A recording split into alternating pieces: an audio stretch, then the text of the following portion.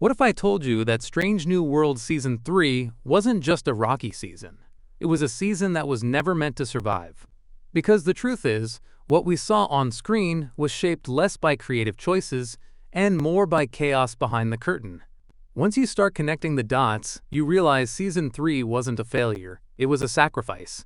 Fans felt it right away, the tonal whiplash. One week it's a rom-com, the next it's a horror flick, then suddenly a courtroom drama in space. Season 3 couldn't pick a lane, and for many, it felt like Star Trek had drifted away from its roots. Some fans even said the Enterprise crew should be suffering from emotional whiplash themselves, because how many bizarre, traumatic, and genre-bending experiences can happen in just a few months of in-universe time? But here's the kicker, this wasn't laziness. Season 3 went into production after a brutal 7-month delay during the 2023 strikes. By the time cameras rolled, key behind-the-scenes people were gone. Writers, producers, polishers, the people who normally sand down rough edges. Suddenly, episodes that would have had weeks of refinement were rushed out in survival mode. And you can see the fingerprints of that everywhere. Look at the Ortega's episode, Terrarium. Fans begged for this story for 3 years. And finally, Melissa Navia gets the spotlight. A shuttle crash. A face-to-face with a Gorn pilot. A story of trauma, survival, and uneasy alliance. It should have been a masterpiece. But then, bam! The twist at the Metron was manipulating everything all along. Instead of breathing room for emotion, it's wrapped up fast. That's what happens when you stitch together 2 different drafts and hope no one notices. Now let's zoom out. Character arcs across the season tell the same story.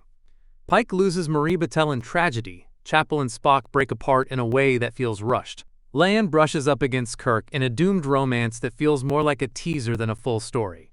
Instead of one strong thematic thread, Season 3 scatters arcs like stardust. Beautiful in moments, but disconnected. That's not vision, it's triage. And yet, buried under all that chaos are clues, seeds carefully planted that point to something bigger. Dr. Corby's research into the Vesda?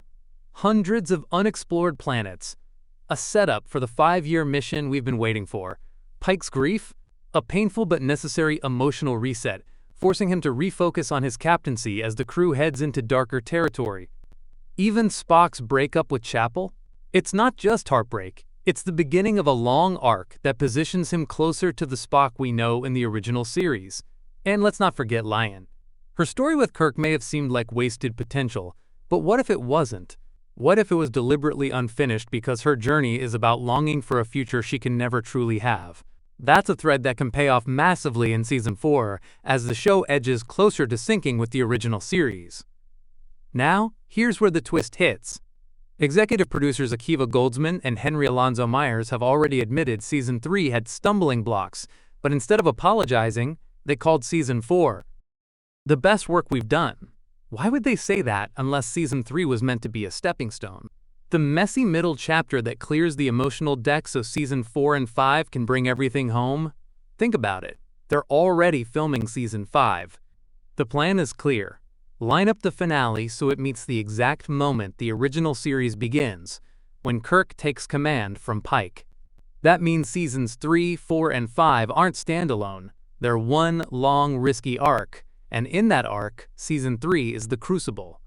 The storm the crew had to weather before they can become legends. And suddenly, it all makes sense.